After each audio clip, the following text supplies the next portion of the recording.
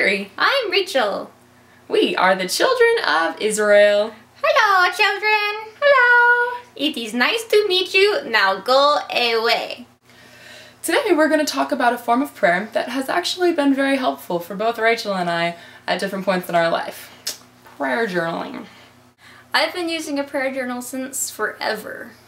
I think I started writing prayer journals in 5th or 6th grade. This is my first one. Aww. Look how cute that is.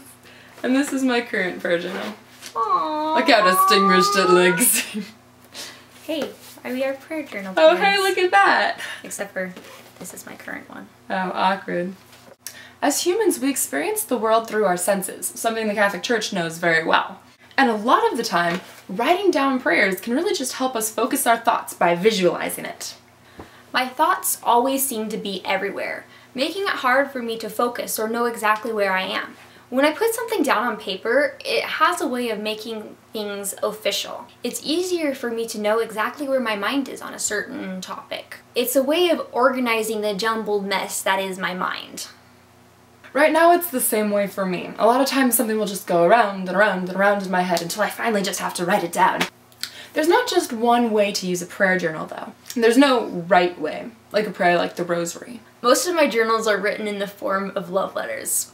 I am very much a romantic. A huge part of my relationship with Christ is a romance. I write to him as my lover and as my best friend. I start each entry with the words, "To my beloved," and end it with the words, "Eternally yours, love, Rachel." I tell him everything. I know he wants to hear it. I like to imagine him reading my letters with this big smile on his face. I just find the whole idea of love letters to be something incredibly beautiful. When I first started prayer journaling, I would often try to write down my day by day. One time for Lent, I even tried to write down something every day in my prayer journal. Right now, though, I have a bunch of different ways to use a prayer journal. Sometimes I'll use it kind of as what Father Stan Fortuna calls a reference point. He says, if you hear something or see something that inspires you, write it down. You got yourself a reference point. A lot of times there will be an experience of my life that was awesome, and I'll just have to write that down to remember it later. So I'll remember what I learned from it. There was one Advent when I wrote down a reflection on different characters of the Nativity, and that was a really cool way to pray. And then sometimes I'll just write down names of things to pray for, and it'll just be a way to focus my thoughts as I just sit and pray interiorly. I also started a blog a few years ago to use as a form of journaling. It's satisfying to have my thoughts written down in one place for me to look back on and reflect upon later. Depending on the time in my life, I really like looking back and seeing what I have written in years past. The Holy Spirit has been just so much at work in my life, and it's really awesome to just stop and take a look at what He's done in my life. Just take the moment to appreciate it.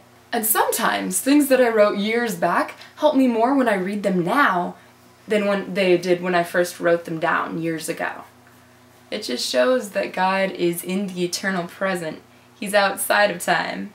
And He makes the events of my life come full circle. It's like, I see you working, God.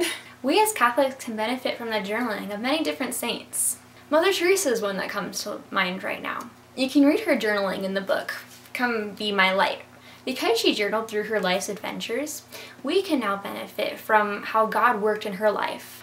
And just think, maybe something that you write down will help someone in some generation in the future grow in holiness. That is the goal.